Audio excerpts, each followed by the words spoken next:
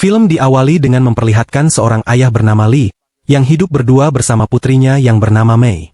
Setelah ibunya meninggal dunia sekitar 7 tahun yang lalu, Lee membesarkan Mei dengan penuh kasih sayang termasuk merayakan ulang tahunnya.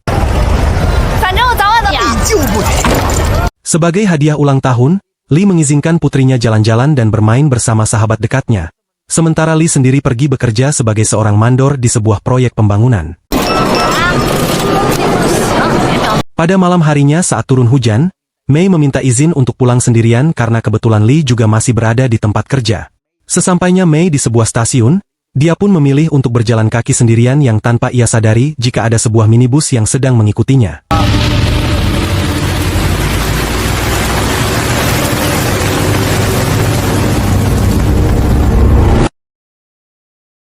Entah apa yang terjadi kepada Mei, Lee terlihat sudah tiba di rumah dan menganggap Mei sudah pulang duluan. Namun alangkah terkejutnya, saat Lee baru menyadari jika Mei tidak pernah sampai di rumahnya.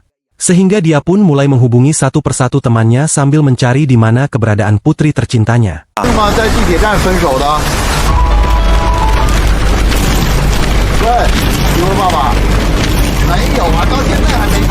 Keesokan paginya, telah ditemukan sosok mayat gadis remaja mengapung di atas sungai, dan seorang polisi bernama Jackie mendapat tugas untuk mengurusi kasus ini. Sehingga dia dan tim langsung mencari data terkait laporan orang hilang.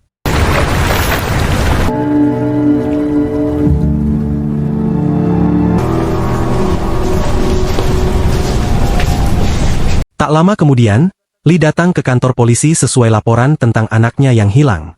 Sempat tidak percaya jika jasad tersebut adalah Mei putrinya. Lee pun menangis sekuat-kuatnya saat melihat jika jasad yang ada di hadapannya adalah Mei putri tercinta yang selama ini dia besarkan dengan penuh kasih sayang.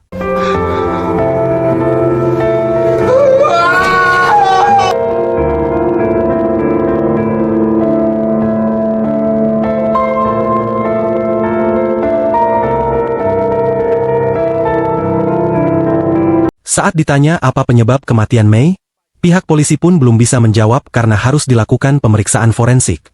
Sehingga Lee diminta untuk pulang dahulu dan menunggu kabar selanjutnya.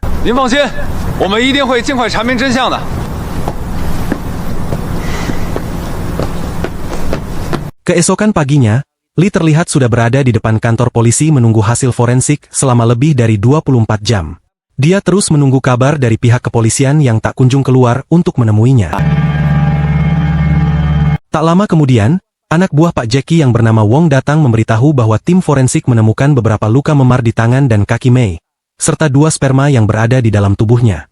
Sehingga bisa disimpulkan bahwa, sebelum kematiannya, Mei sempat mengalami kekerasan dan pelecehan seksual sebelum akhirnya dihabisi. Alih-alih langsung memberitahu Lee, Pak Jackie memilih untuk menyembunyikan informasi tersebut dengan maksud untuk membuat Lee tetap tenang dan menunggu sampai suasana kembali kondusif.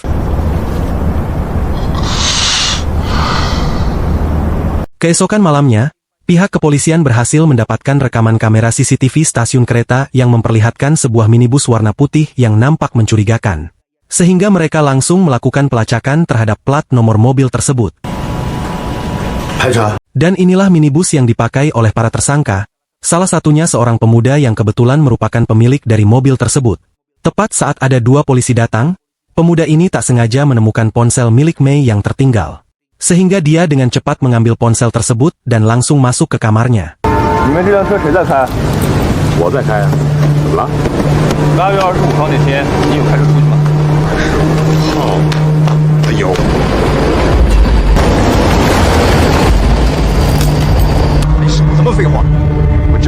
Dan disinilah akhirnya terungkap bahwa, pada malam kejadian pemuda itu bertugas sebagai supir yang tengah membawa 2 tersangka yang sedang mencari korban di sekitaran stasiun. Melihat sosok Mei yang sedang jalan sendirian, para tersangka pun memutuskan untuk menculiknya dengan cara membiusnya hingga pingsan.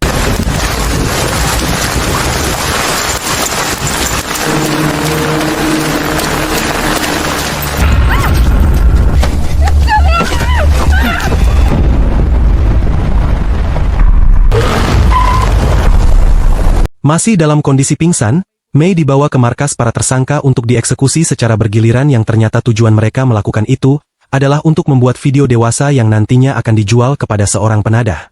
Pemuda itu sendiri memutuskan untuk tidak ikut-ikutan setelah ayahnya meminta mobilnya segera dibawa pulang, dan pada kenyataannya, sejak awal pemuda ini tidak pernah ada sedikit pun niat untuk ikut-ikutan jika bukan dipaksa oleh kedua tersangka untuk menjadi sopir mereka, dan pada kenyataannya, pemuda ini bukanlah sahabat dekat kedua tersangka melainkan hanya menjadi korban yang dipaksa oleh para tersangka untuk menjadi supir mereka. 哎，继续啊！哎，来点啤酒。 Pada saat pemuda ini akan pergi, salah satu dari tersangka sempat mengancam pemuda ini apabila berani melapor polisi. Sehingga pemuda yang sejak awal terpaksa, ikut bergabung dengan para tersangka dan tidak punya pilihan lain selain membiarkan perbuatan mereka berdua.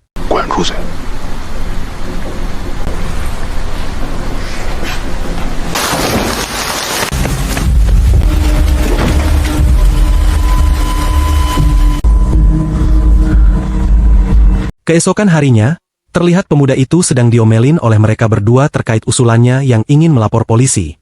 Dan karena pemuda ini tidak berdaya, dia pun hanya bisa pasrah ketika para tersangka ini mengancam akan menyakiti pemuda ini dan keluarganya. Karena tak tahan terus dihantui rasa bersalah, pemuda ini akhirnya nekat menggunakan ponsel milik Mei untuk mengirim pesan kepada Lee, terkait nama kedua tersangka termasuk alamat markas mereka.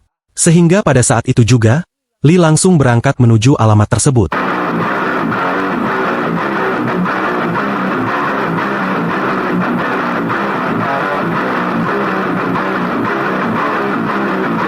Setibanya di lokasi, Lee langsung masuk setelah berhasil menemukan kunci pintunya yang tak lama kemudian muncul salah satu tersangka yang baru pulang dari luar. Dan saat Lee menemukan tas milik putri kesayangannya, tersangka terlihat memutar rekaman video saat mereka sedang mengeksekusi Mei. Sehingga ketika emosi Lee tak tertahankan, dia pun langsung menyerangnya.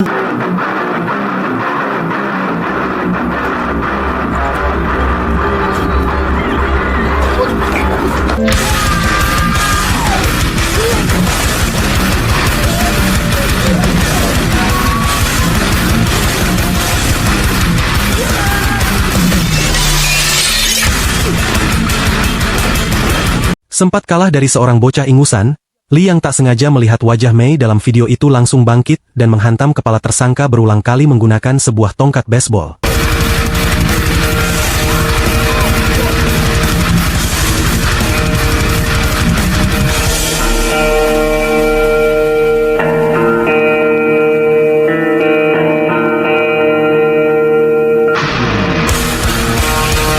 Setelah mengambil flash disk berisi bukti video dan menyobek satu foto wajah tersangka, Lee langsung pergi dari rumahnya untuk menghindari kejaran polisi. Dan dia berniat untuk membalas dendam tanpa mempedulikan resiko lagi.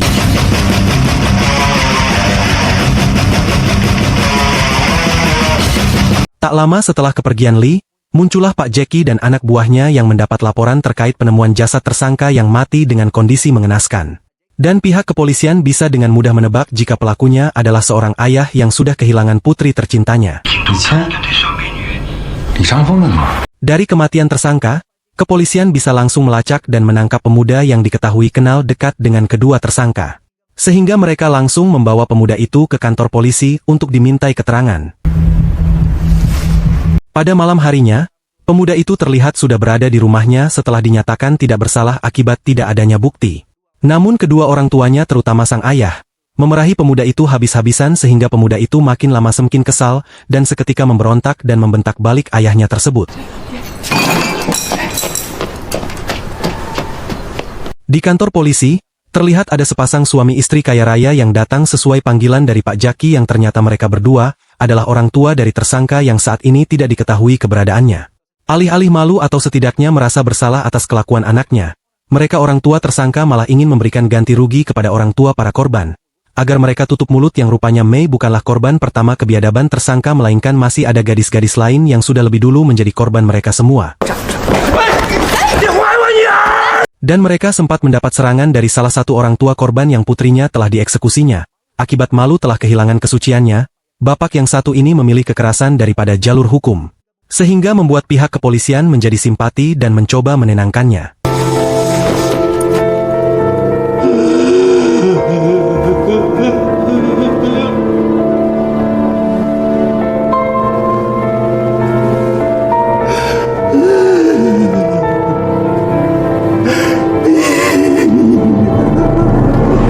Berbeda dengan bapak yang tadi, Lee terlihat sudah sampai di sebuah pemukiman di pinggiran kota untuk mencari tempat tinggal sementara.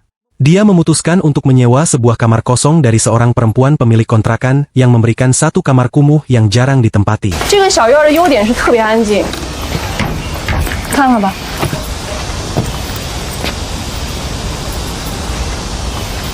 Tidak peduli dengan tempat tinggal dan tak peduli dengan kondisi diri sendiri, Lee hanya ingin menemukan satu tersangka lagi yaitu anak orang kaya yang dengan flash disk berisi kumpulan video para tersangka. Lee akhirnya berhasil menemukan satu video berisi tersangka yang sedang bermain motor dan terdapat sebuah nama bengkel yang sering dia datangi.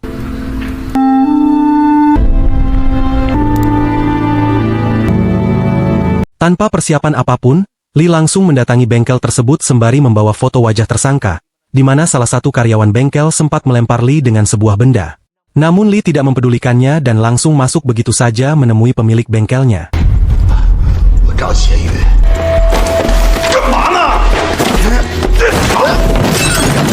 Dan Lee tak sengaja menemukan sebuah kaset dengan judul video SMA stasiun kereta, sehingga tidak salah lagi pemilik bengkel ini adalah penadah video-video dewasa tempat tersangka menjual hasil karyanya. Sehingga tanpa pikir panjang, Lee langsung membabi buta menghabisi mereka berdua.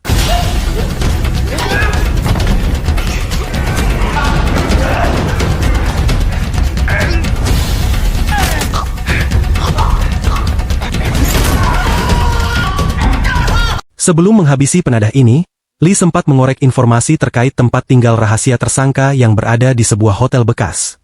Dia juga mengambil senjata apinya beserta dengan 2 buah peluru yang masih tersisa.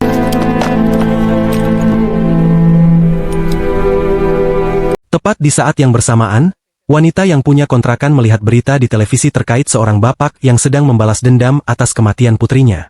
Kemudian wanita ini sempat melihat tas milik Lee yang ada gantungan gadis remaja. Akhirnya dia sadar jika orang yang menyewa kontrakannya adalah bapak yang dimaksud.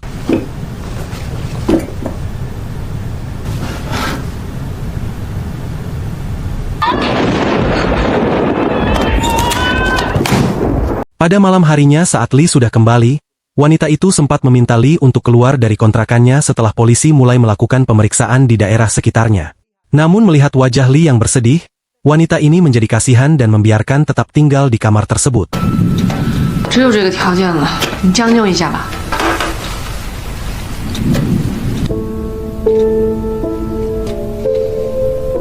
法律会制裁的。 Tepat saat para polisi sedang melacak lokasi tempat persembunyian tersangka, Lee pun sama-sama baru mendapatkan lokasi hotel bekas yang dimaksud. Dan karena daerah ini sudah dijaga oleh banyak polisi, wanita yang punya anak gadis dan bisa merasakan perasaan Lee pun bersedia untuk mengantarkannya sampai ke tempat aman. Karena jalan menuju lokasi tertutup oleh longsor, Lee memutuskan untuk memakai jalan pintas menuju ke dalam hutan.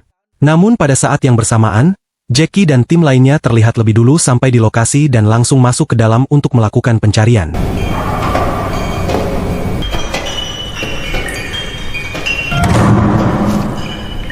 Tak lama kemudian, mereka menemukan seorang gadis yang ditawan oleh tersangka. Namun gadis tersebut terpaksa bertahan di sini karena diancam akan disebar videonya. Bahkan ketika Pak Jackie menawarinya perlindungan, gadis itu tetap tidak mau ikut karena saking takutnya terhadap tersangka brengsek itu. Tak lama kemudian, muncullah tersangka dengan motor sportnya tepat saat dia sudah tiba di lokasi. Namun sebelum tersangka masuk, terlebih dahulu dia menghubungi gadis itu untuk memastikan situasinya kondusif. Namun bukannya bersikap kooperatif dan mendukung rencana para polisi, gadis itu malah berteriak menyuruh tersangka segera pergi. Sehingga akhirnya Lee berhasil menembak motor tersangka dan membuatnya lari ke dalam hutan. Namun Pak Jackie malah fokus mengejar Lee bukannya tersangka. Sehingga pelaku yang menjadi target utama, berhasil lolos yang pada akhirnya rencana itu pun menjadi sia-sia.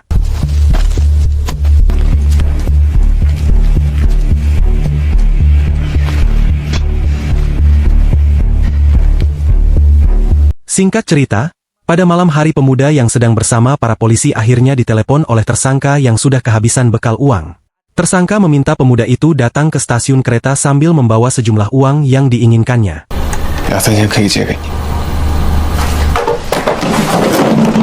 Namun, dengan fakta bahwa tersangka adalah anak dari keluarga kaya raya yang bisa menggunakan uangnya untuk meringankan hukuman, bahkan bebas dari tuduhan, membuat pemuda ini menjadi berpikir ulang untuk menyerahkannya kepada pihak kepolisian. Sehingga daripada mengambil resiko tersangka lolos dari jerat hukum dan kembali mendatanginya untuk membulinya, pemuda ini pun memberitahu Lee tentang rencana penggerebekan besok. Berharap Lee bisa menghabisi tersangka untuk selamanya.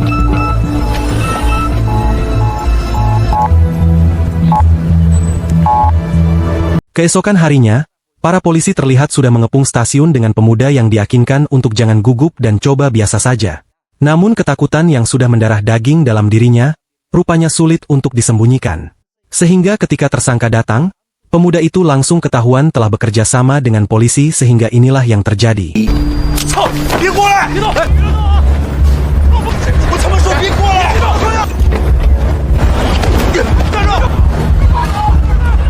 Pada saat tersangka kabur, terlihat Lee sudah bersiap dengan senjata apinya yang dibungkus dengan kain. Dan pada saat para polisi sedang melakukan pengejaran, Lee memilih arah yang berlawanan untuk menyambut tersangka itu. Sehingga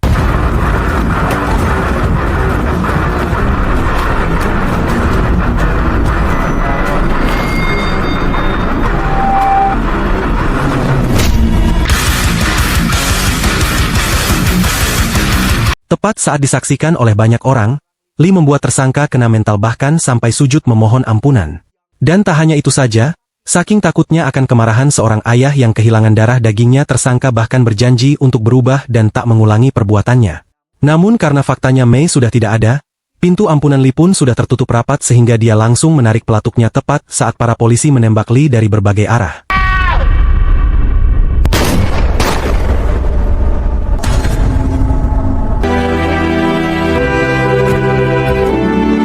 枪者李长风系8月。 Setelah ketegangan berakhir, Lee dinyatakan meninggal dunia saat dalam perjalanan menuju rumah sakit. Sementara tersangka diketahui masih hidup dan hanya terserempet peluru yang mengakibatkan mata terluka sebelah. Namun dari kejadian itu, pemerintah mengeluarkan undang-undang baru terkait kejahatan di bawah umur. Bahwa seseorang yang menginjak usia 12 tahun tapi dengan sengaja telah melakukan kejahatan berat, tetap akan dipidana dengan hukuman yang sama dengan yang dijatuhkan kepada orang dewasa. Dan film berakhir dengan ending yang tidak memuaskan. Begitulah bentuk kasih sayang orang tua terhadap anaknya. Rela melakukan apa saja, bahkan dengan resiko apa saja. Cintai dan sayangilah orang tua kita selagi masih ada. Tanpa pengorbanan dan jasanya, kita tidak ada apa-apanya.